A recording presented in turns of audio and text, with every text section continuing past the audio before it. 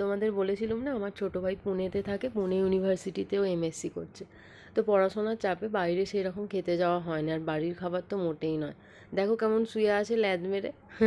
তো আমি আমার গাড়ি টাড়ি মুছে নিয়ে, হ্যাঁ, ছোটো ভাইকে খাবার পাঠাবো বলে আমরা আরামবাগ যাচ্ছি সমস্ত কিছু কেনাকাটা করতে।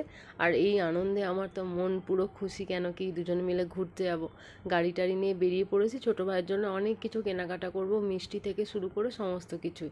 তো আজকে এই খাবারগুলো কিনে নেবো, আর মিষ্টিটা কাল কিনবো, কেন কি আগের দিন কিনে রাখলে খারাপ হয়ে যাবে। আর অনেকটাই রাত হয়ে গিয়েছিল, খুব তাড়াতাড়ি ওখান থেকে বেরিয়ে সোজা বাড়ি চলে এসেছিল। আর বাড়িতে আসার পরে না বাবা 3বার করে হরিনাম করে, এটা শুনলে মনটা শান্ত হয়ে যায়।